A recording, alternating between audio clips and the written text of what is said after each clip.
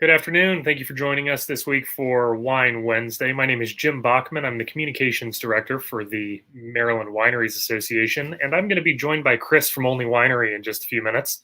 But before we jump into today's talk, I just wanted to let everybody know that the Maryland Wineries Association is excited to announce the Maryland Wine Explorer program. If you go to marylandwine.com/explorer, we have a whole lot of information there about this new program that we're launching. It includes access to flash sales of unique wines throughout the state. We'll also have a couple of collected and curated packs available for club purchases, subscription, and we're even offering a few themed packs. And this month we're kicking off with a Thanksgiving themed pack that will be perfect for your celebration, whether it be traditional or 2020 version of what traditional is now. So without further ado, I'd like to welcome Chris. Chris, how are you? I'm doing well. Thank you for having me. Thanks for joining me this afternoon. I'm looking forward to our chat today. I think I'm going to learn quite a bit from you about Olney Winery and what you guys are doing there. Yeah, definitely. We're happy to be a part of this. So before we kind of jump into the wines and talk about the portfolio that Olney is known for, can you give us a little bit of a background about yourself and the winery and let people know kind of what they can expect if they come and visit you? Yeah, sure. So I really do spend most of my time here in Beltsville at our facility. So Olney Winery's tasting room, where everything started, they opened up back in 2012, and then I joined on early in 2014, just because a lot of these fruit wines were so popular, and kind of I had met the owners who brought me on board, and we scaled up. So my background in winemaking is pretty much just getting into it because I was a language major and studied abroad and got into drinking wine in France and Spain. And after a couple of years of teaching in Montgomery County, I just knew that wasn't for me. So I went back to Washington State, where I got an associate's in enology in Walla Walla, and that really opened me up to the Northwest Walla Walla wines, the Syrah, the Cab, the Merlot that they grow out in Eastern Washington and the Columbia Valley.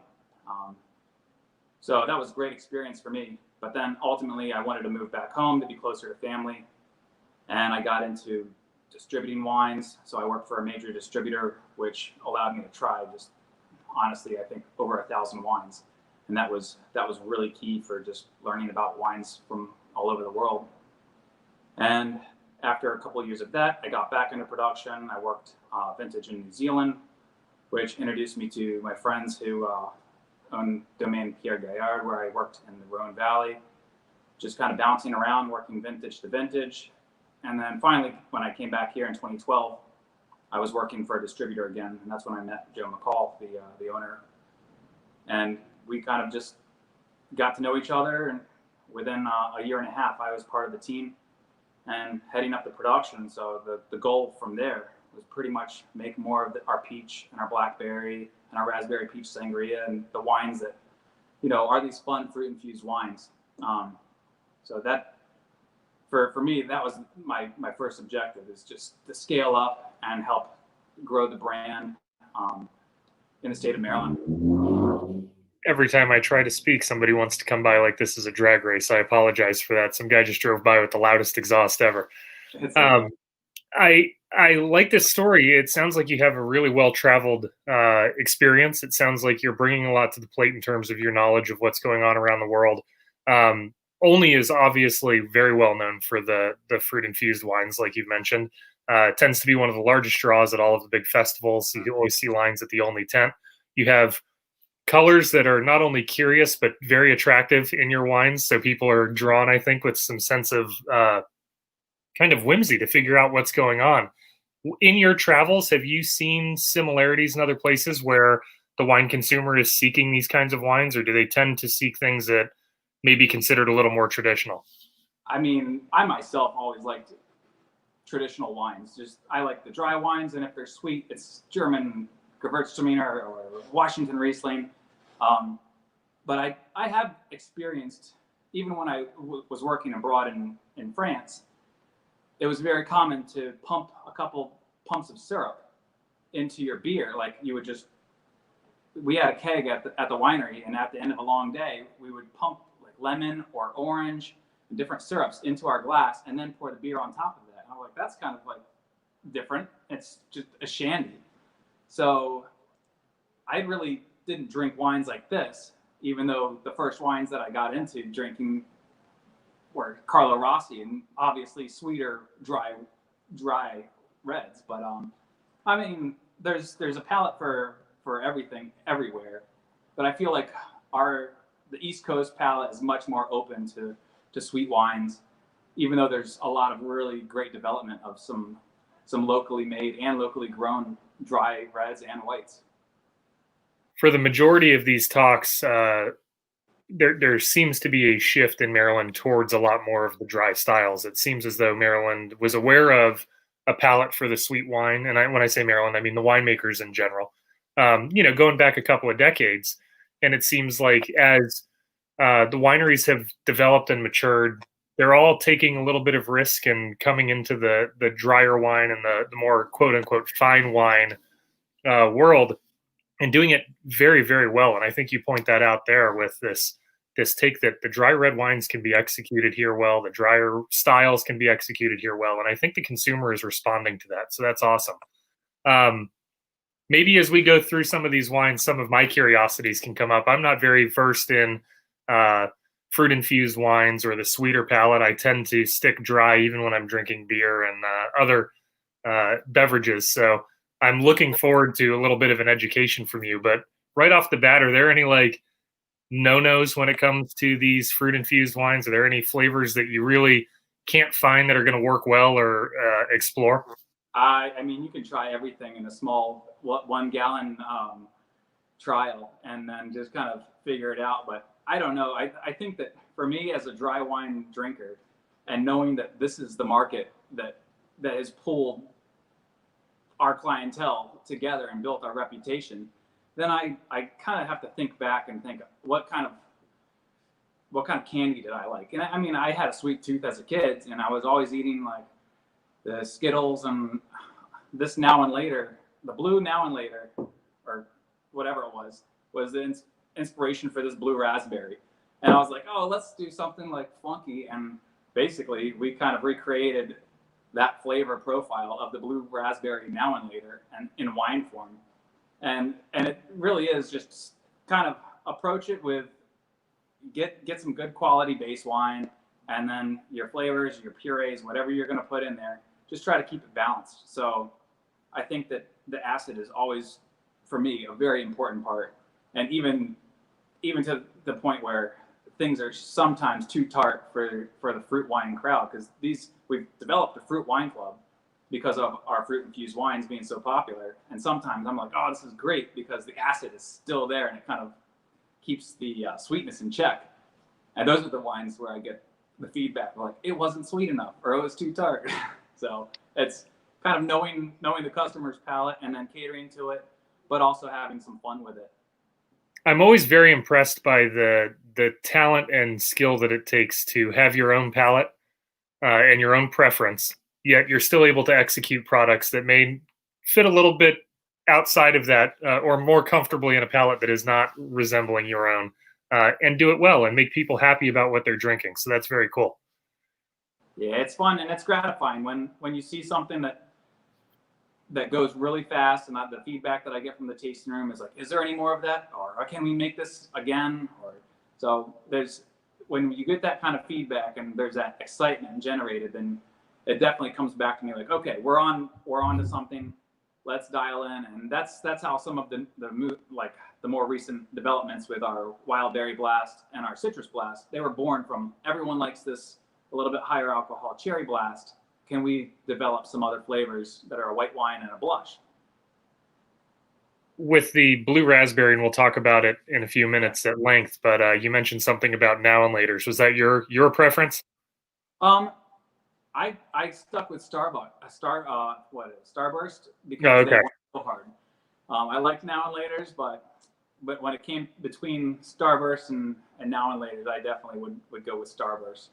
I always loved walking through a brewery when a Hefeweizen was fermenting because it always smelled like the banana Now and Later, and that was always my favorite. So I would always tell that on brewery tours, and people loved that. Yeah, and we even played around with banana flavoring. We did last I guess it was earlier in the spring, we released for our Fruit Wine Club a strawberry banana blush. And I was just thinking, it definitely has the remnants of opening up a Yoplait strawberry banana yogurt, and it's that similar profile. And then you drink it and you're like, wow, it's kind of like a creamy strawberry flavored, but the banana's there. And, it somehow worked and people loved it. So it was a lot of fun to make it. So you mentioned it a couple times. You have a wine club specifically for these fruit infused wines. Is this a club that features new releases of these and different blends, or what is that club all about? So exactly, our original wine club is the Vino 1800. So 1800 being the year that I think Olney was founded, and then it was always the drier wines that we would have. About 200 members that were there for the dry reds, the drier whites, the typical traditional varietals that we would make for them. And then it was the beginning of 2019 that we decided we were going to launch a fruit wine club, because we were playing around and we would do some summer releases, mango infused wines or pina colada flavored wine. And the response that we were getting from some of these fruit infused wines it was tremendous. So when they came and said, can we develop a wine club specifically for fruit infused wines? And we said, yeah, let's do this. And so every month we release a different wine. Basically, for $39, you get a curated wine. So for November, we're going to have this plum wine, which, it's made out of plum juice, not grape juice, but it's still just like a sweet, nice plum wine. And then you get this plus a bottle of your choice, or you can sign up for just the single bottle version, which is, I think, just over $20, and you get this. And if you want to buy anything else, but it's a monthly release.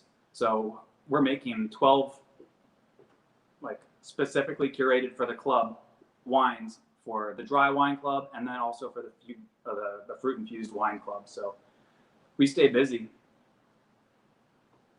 Well, it's really neat to know that you're offering this club access to people for the wines that have kind of built the brand and built the portfolio up, and already have very high demand throughout the industry. Yeah, it's helped us to kind of maintain. When we started the club, it was slow to grow, but I think that because we've been a little bit more present online and reaching out to an online base. When at the beginning of COVID is when I just decided, okay, I'm going to start talking about these and doing a beginning of the month, like Facebook Live. We'll release our fruit wine, and then we were doing pop-ups of various different kind of small batch creations that might have even been like 5 to 7 cases, and people were loving it. And we really started to engage our customers that way. And sometimes people would see something like a blue raspberry or a wine that really just struck a chord, like, wow, look at this flavor. And then they would tag their friends, and then we would gain new Fruit Wine Club members. So our Vino de Fruta Club has grown probably, I would say, by 40 or 50 members just during the COVID lockdown phase.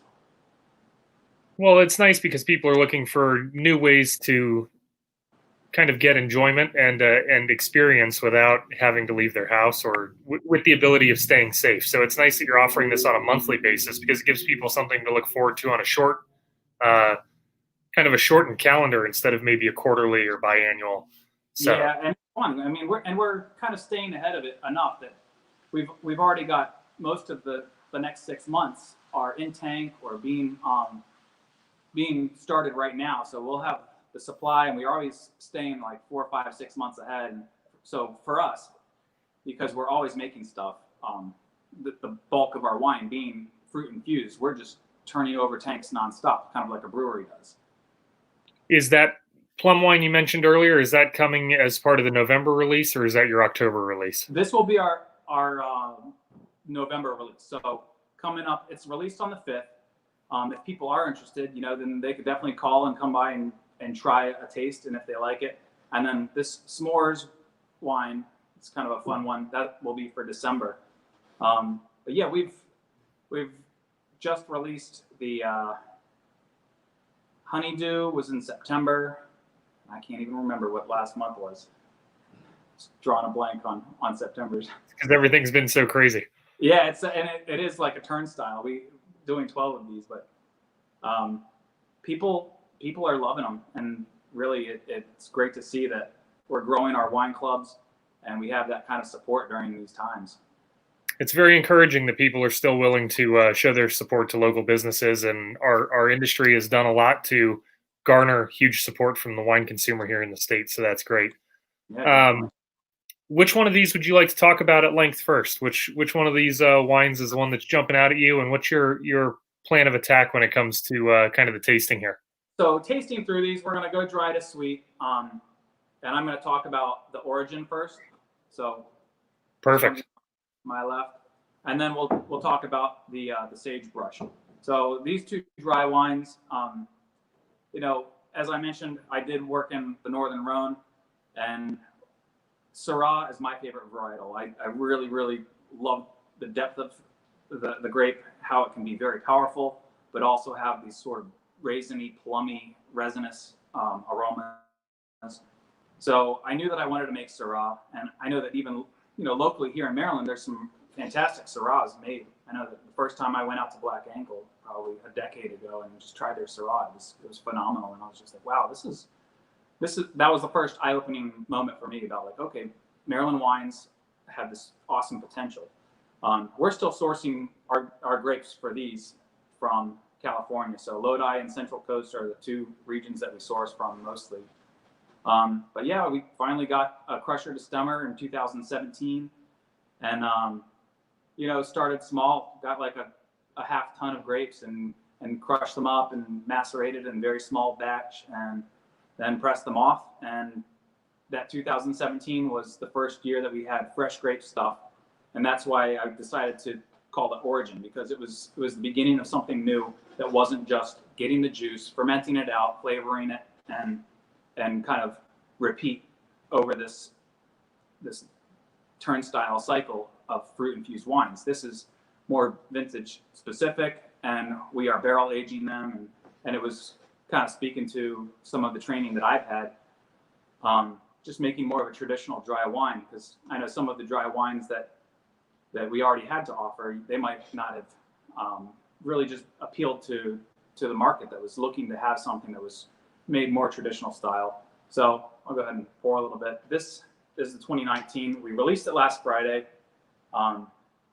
It was a blend of about 2/3 Syrah and 1/3 Cabernet Sauvignon, aged 10.5 months in barrel. And we've pretty much stuck with American oak.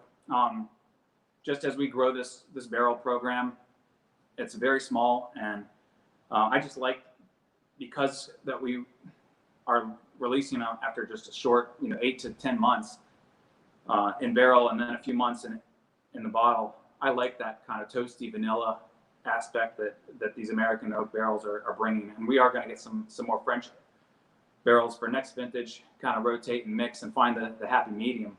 But this was my first really truly made traditional wine that we did here, and I think that every year it's gotten better. This is by far my favorite one. It's got this leathery, dried plum, dried cherry kind of aspect, and it really just it's still young. We've tried the 2018 because we reserved just a little bit of that, and that's opened up beautifully. This one, it'll drink great for the next 5 to 10 years, no problem.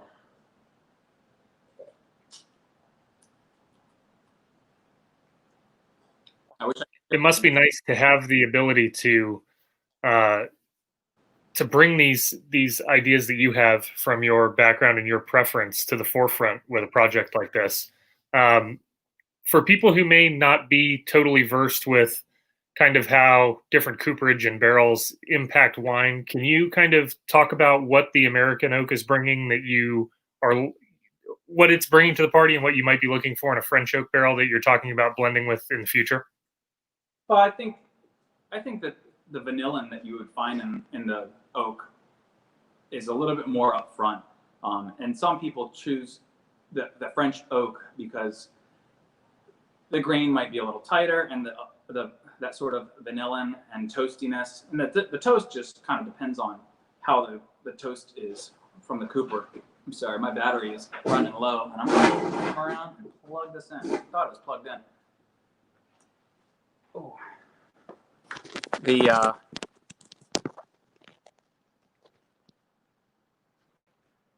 I'm hoping that is plugged in properly.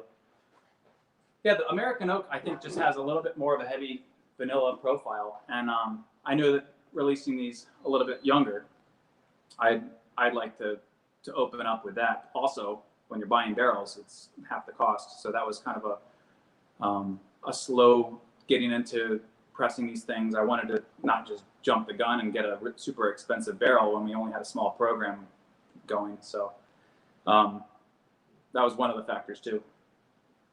Well, the proof of concept is always nice, especially if you're introducing stuff that might be a little bit outside of the expected lineup of what your consumer is hoping for.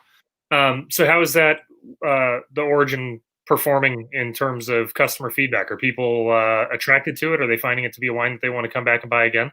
Yeah, people like it, and they're happy. Some of the people are even holding on to the vintages. So releasing the 2019, I've actually talked to a couple of our wine club members from our dry wine club, and they have some 17 and some 18 still, and I'll hear from them saying, "Oh, they're tasting great." And I held on to a couple of the 2017 because I'm gonna just hold on to them until my daughter, who was born in 2017, turns 18 or something, or 16, and we'll open one for her birthday and kind of see how they're lasting, because to now I don't know. So 17 was the first vintage. We've got our 2020 in barrel, and it's smelling awesome. But yeah, we seem to have a pretty successful kind of a brand for these reserve reds for the people that do know about them. I think that the awareness is one of the things that I was hoping to kind of grow. You know, the more we make, the more we'll be able to get our product out there and take these to festivals and get them in some wine stores and kind of build that presence, because right now everyone thinks the wines are all sweet wines. So for me, this is kind of like a little personal vendetta to get this on the map and on the wine drinkers of our region, kind of get it on their radar. Well, and it has to be a pleasant opportunity for people who may have overlooked Olney in the past with the expectation that it would be sweet wine to come and see that you're branching out into the world of the dry wine and exploring what you have to offer. Obviously, there's some merit and some skill behind the wine that you're the making of the wine that you're putting out. So if you can translate that into the drier styles, I see that would be something that the consumer would truly appreciate. Yeah, and some people, they'll drink both. Some people enjoy the sweet, chocolate infused or peach infused, and then they'll turn around and buy something that we made from fresh grapes and aged in a barrel for a year and be like, "This is awesome." And there's a time and place for everything.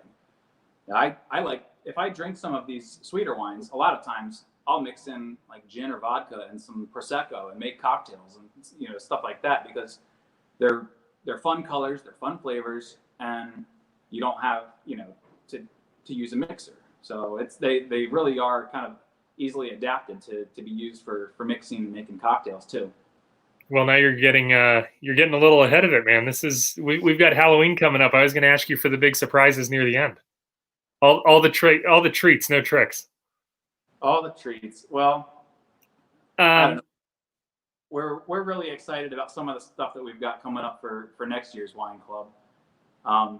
The s'mores, I think, is going to be a very, very exciting wine for our December release, and it's that cool graham cracker. And when we tried these extracts and essences of these flavors and started doing bench trials, I couldn't believe how spot on some of these flavors were turning out to be. Like, wow, this is so cool. And then there's always the question of like, okay, if you're going to make a wine flavored with a certain fruit or a certain spice, like, should you make it a blush or a white or a red? So we really just try to approach it with a fun kind of open mind and then get creative and think outside the box. And then hopefully that kind of fun that we have making them translates to the glass when our clients and customers are drinking them.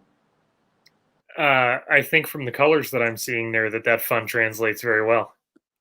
It's like a bowl full of Skittles. I like it, man. It's great. So the Origin you said was released last Friday. Yes. And how can people get their hands on that wine? So at the tasting room, it's available. It's $37 a bottle. A very limited amount. I mean, the one barrel that we produced is just about 24 cases, but we're going to hold some back, I think, and start to extend our release. So next fall we'll have some. So we'll probably release 15 or so cases and then keep 4 or 5 and release them next fall. But yeah, there's 200 or so bottles available. So it's small. And right now, I think that those are fair numbers because people, they really are still learning about our dry wines. But you can get them from the tasting room. I think that with a 4-bottle order, you can have them delivered anywhere in Montgomery County, and I think even a little bit on the outskirts. I'm not sure what exactly those specs are, but I know that we've been doing some delivery. We've got curbside pickup. And if you wanted to come in and taste some stuff, we're there. We're there under all of the phase 2 kind of 50% capacity. You can come in and taste stuff before you buy, of course. Wonderful. Well, for those of you who are tuning in, you've heard a little bit about the wine clubs that Olney Winery is offering. We did put the link to that in the comments, and it looks like somebody from the winery is also commenting in there with some links, so that's helpful. I did notice that the Origin is not online, so it sounds like you need to get that in the tasting room. So yeah, that's not been updated, and it is a seasonal release. So that's something. And the Meeting House Red is another one that we made from Cabernet Franc and Cabernet Sauvignon. That was barrel aged, and that was just released about a month ago. But these fall releases, we just, I don't think that we had them all updated in our system online. So that's another thing where getting that kind of presence will help us, be more kind of in front of people with these dry wines. So if we can delineate, this is our set of fruit infused wines, this is our fruit wine club, this is our regular wine club, this is our, and the whole spring release and fall release thing, that's something that was a very big part of life in Walla Walla in Washington. There was like the November barrel tasting and the fall release, and it was, people came from Seattle and Portland and Vancouver, and it was just a huge weekend. And all the hotels were booked, and people were buying tons of wine. And I was like, okay, let's make sort of a time of year. Let's do a spring release with some fun fruit wines and some reserve whites and rosés, and then fall release is more of our dry reds. We did a reserve Chardonnay that was kind of a small batch as well, but that's still available too. Well, there you go. I like that idea. I love the idea of finding a way to celebrate kind of the start of the new year in terms of the crop and the end of the year with your harvest. It's wonderful to be able to kind of put people into the fields and bring them back into the winery or into the farmhouse with the celebration of a great wine. Exactly. Did you want to move on to the sagebrush next? Yeah, let's go ahead and open this up. So this is the first time that we have really held one 2 years. This, you can see the label right there. And the sagebrush, that just does kind of harken back to my time living in the Northwest. Oh, I really hope this doesn't die on me. My battery is not plugging in correctly.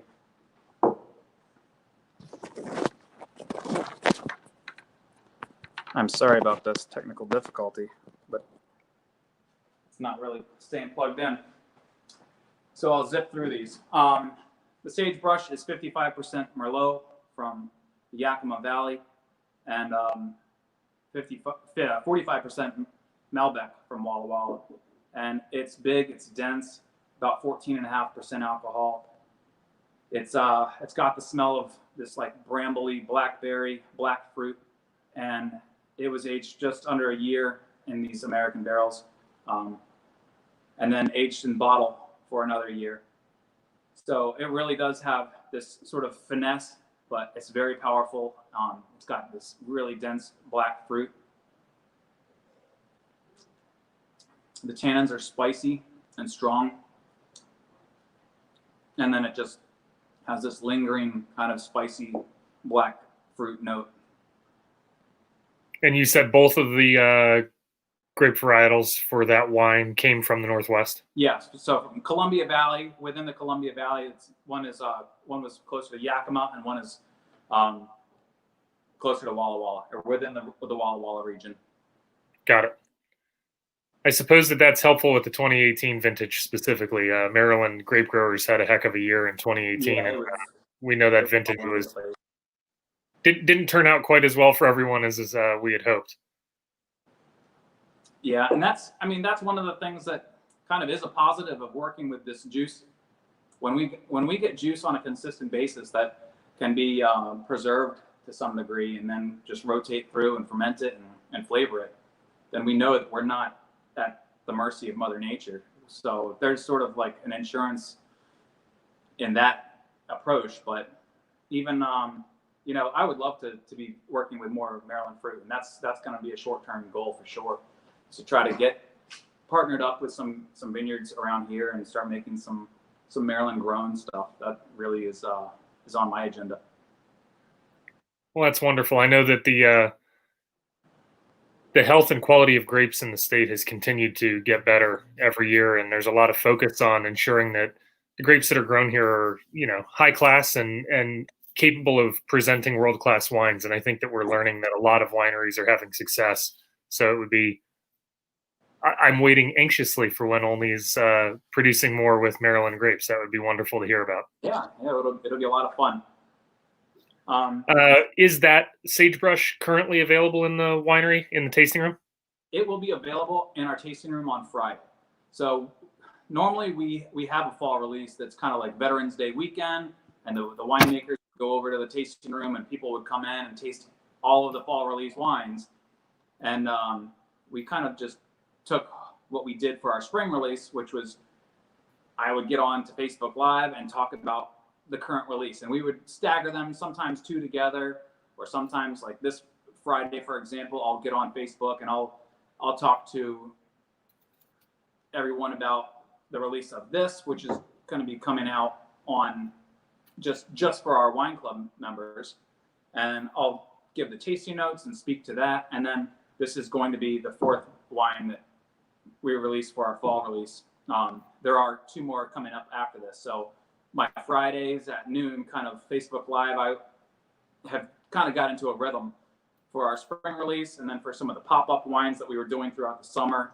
Just even some of these wines that are almost bench trial in the batch size. It might be like 5 cases, and we'll send them over and we'll create a label. And that is one of the things that's kind of nice, having the ability to create these labels, because we offer a lot of like personal batch making for our customers. So they work with a graphic designer and make a label for whatever. If they're going to have a wedding and want to have their own wine for their wedding, then they design the label and we'll produce it for them. They'll kind of be there to make it and be there to bottle it, but we take care of the in-between parts.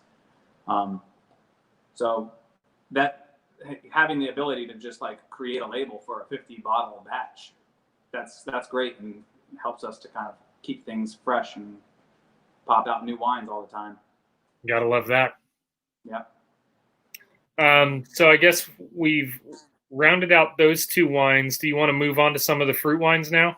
Yeah, let's get right into these. Also, my phone connection, I'm not sure if something's going on with this charger. So it says that the battery's low. I hope that I plugged it back in and it's okay, but I hope that I don't get cut away from you. If you disappear, I'll say it now. Visit Olney Winery on their website at olneywinery.com. We've got a couple of links in there in our comments sections, both on YouTube and on Facebook. So feel free to follow those links. And if we lose Chris, if you follow us on Facebook, then you'll see me doing these Friday live things and kind of see.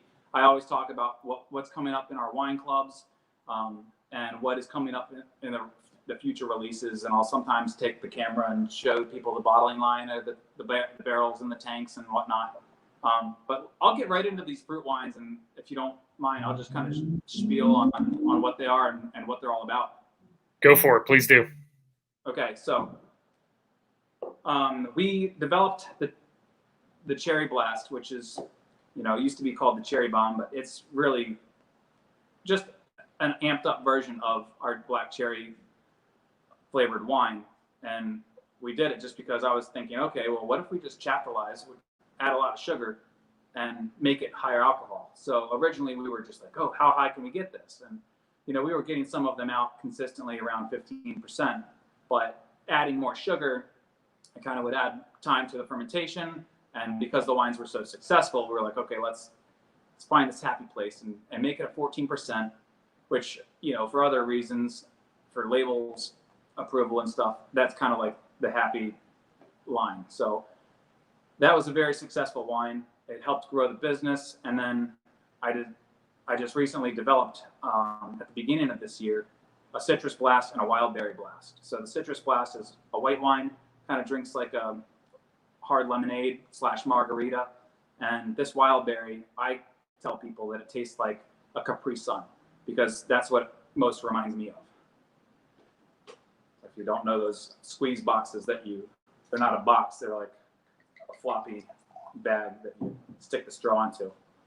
So 14% alcohol. It's a nice blush with strawberry and boysenberry, blackberry, raspberry flavors. And it's just fruity, easy to drink, sometimes too dangerously easy to drink for people, I think, because it does pack a punch.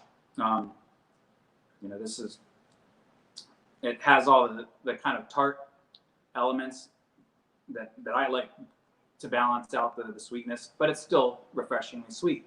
And, it's selling faster than we can make it right now. So this, for the last few months, it's sort of been the bane of my existence, but we've been sort of catching up with our production and getting it out to all of the stores that carry it. So our reps don't get mad at me. It's amazing how producers often feel the squeeze of the products that do very well and are successful products, and they begin to despise those products because keeping up with them can be a real big challenge. I know. And we jokingly said, like, oh, we've created 2 new monsters, because we knew that with the success of Cherry Blast, we're like, oh no, what are these going to do? Do they have the potential to be on that level or even past it? And this, I think, might even pass the Cherry Blast in its popularity. It's fruity, it's sweet, it's yummy. People love it. And I hope it doesn't keep me awake at night, because it really is like, it's selling so fast and so well, because it's just easy to drink. So we're grasping kind of the capacity of how much we need to make and how fast we'll need to make it, and we'll get it in check soon. But it really surprised us all how fast it took off. Very cool. Do you want to talk about the plum next? Yeah, we'll go into the plum, and again, touching on our wine clubs, we do have the Vino 1800, which is a wine club for more traditional dry wine drinkers. We get juice from South Africa or Italy or California or Washington State, and we always work with like nice fresh juice during the vintage for that. These wines, I kind of reach out into my mind and think like, what are cocktails that I like? Mojitos, margaritas, things like that. We made a lime ginger kind of Moscow Mule wine at the beginning of this year. This wine is just going off of like, okay, let's get some fresh fruit that's not grape juice and ferment that out. So we play around with strawberry or watermelon or pineapple juice. This was a plum juice that we fermented and then stopped the fermentation, so it would end up right around that 10.5, 11%, and still be nice and sweet. So it just has this beautiful plumminess. This has a little bit more of like a brick red color, which I really like the color of this one. It's slightly darker than a blush, and just a little of that like brick red. And it smells plummy. There's almost like this fresh preserves, like if you get plum jam. So it's retained all of that nice fresh fruit. I tend to keep all of our fruit juice fermentations pretty cool, just to try to retain whatever those nice fruity flavors and aromas are and keep them in there. And then this definitely has more of a pop of acid than some of our other fruit wines. So I love that part. I think that this is having the acidity that's kind of fresh and tart. This makes this wine a fruit infused wine that you could also have with some pizza or something that's like a smoky or roasted vegetable. So not just drinking it because it's a sweet fruity wine, but it actually could be a great accompaniment to a dinner. I think that's a very neat opportunity to explore kind of these fruit infused wines with food. Oftentimes, it would seem that some of them might be a little too cloying to pair very nicely. So it's great that you're considering that while you're conceptualizing how you're going to build these wines out. Yeah, I mean, traditionally, I know sweet wines can either be like sweet with sweet, or you get that sweet with savory, salty. And like one of my favorite pairings is like the ice wine from Canada or Sauterne from France, and putting it with some like stinky, salty blue cheese or something, and that contrast just it comes together beautifully. The sweet with sweet is more obvious, but I think that this, if you had some savory like roasted eggplant or some roast beef or something, or pizza with that's like a brick oven pizza and it's kind of smoky, it would be awesome. Thanks for the tip. I'll have to consider that one. Yeah, I'll have to send you a bottle and so you can try some of these. Let me know how.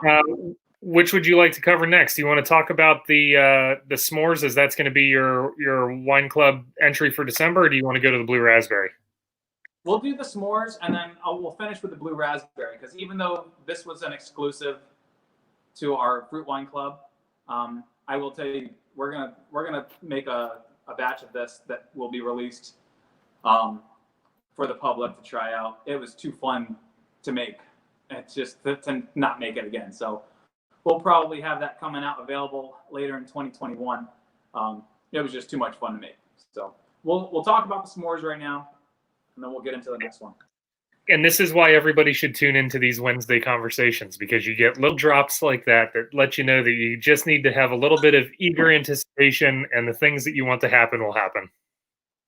Yeah, well, I mean, if we hear the feedback from the customers, it's like their voice is what is going to drive us to do these new things. And it's like, if we hear like, hey, we want more of that, then we'll totally do more of that. So this has got all of the graham cracker and chocolate and just that sort of that sweet marshmallow, but more of like, you don't get the burnt marshmallow. That's the one thing it does miss from like actually toasting the marshmallow on the campfire. This is much more of a marshmallow that you would get, like the fresh marshmallow flavor. But you taste it, and it's got this nice kind of tartness, but while it's graham crackery, it's chocolatey, it's got that little bright, fresh marshmallow flavor.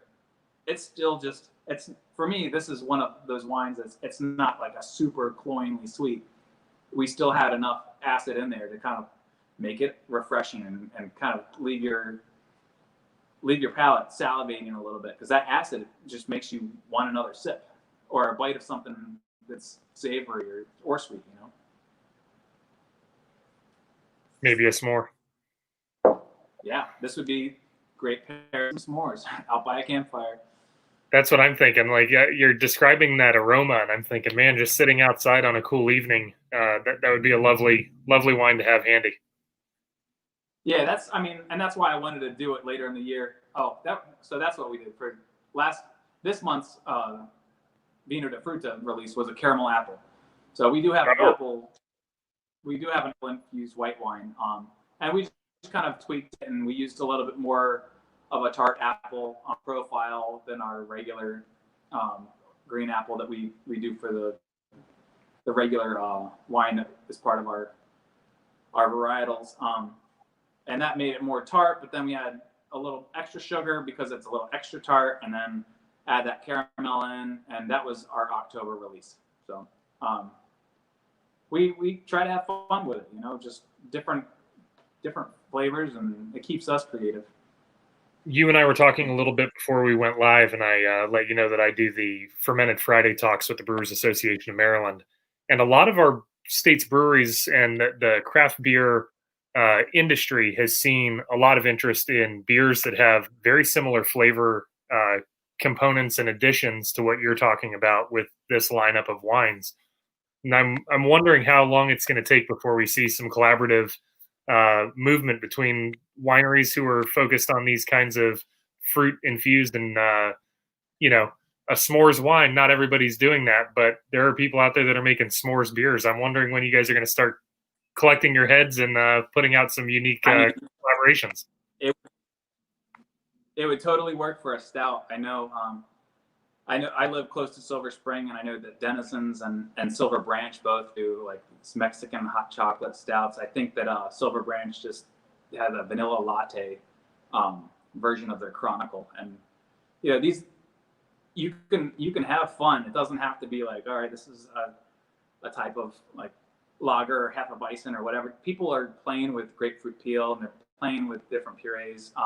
I like to brew here some days when I have a long filtration going, and I'll just I usually just mainly sticking with malt extracts because it's easy to manage. But like I'm making a passion fruit IPA, and it's one of these things where it's like, oh, I have some more of this puree that we use for our passion fruit infused wine club. So I'm like, oh yeah, I can put this and like tweak this IPA and add some flavors, and there's no reason not to kind of cross over. I've even used grape must in some of the brews that I've done here at work on like a long filtration Saturday.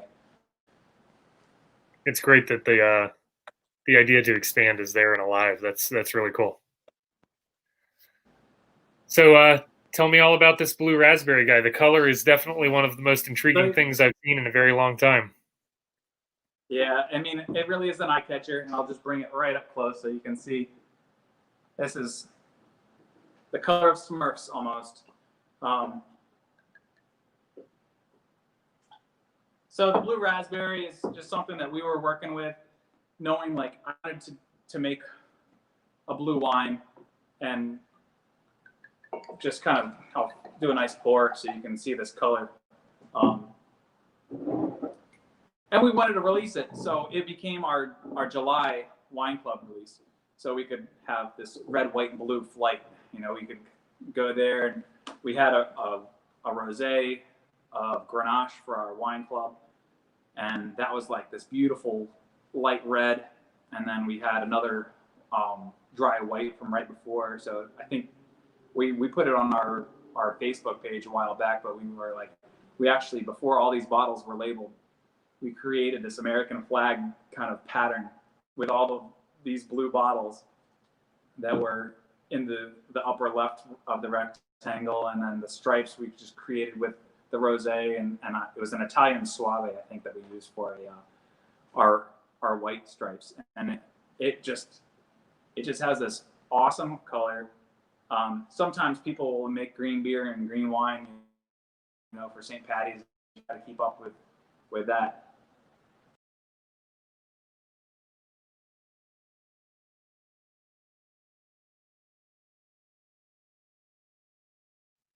It appears that we may have lost Chris. Unfortunately, I think his phone may have run out of battery. So if you have any questions about what Olney Winery is up to, visit olneywinery.com. Information about their wine clubs and their wines available for sale are on the site. So take a look there. Please check out the Maryland Wine Explorer program at marylandwine.com/explorer. We have some flash sales of great Maryland wine on there and a couple of curated and hand-picked wine packs. And if you'd like, you can subscribe to one of those packs and have it delivered directly to your door quarterly. So please take a look there. Let us know what you think of that. We just launched that earlier this week. And for any more information about the Maryland Wineries Association, visit marylandwine.com. Visit us on Facebook, Instagram, and check in with us on YouTube. Have a great week, and we'll see you next week. Bye-bye.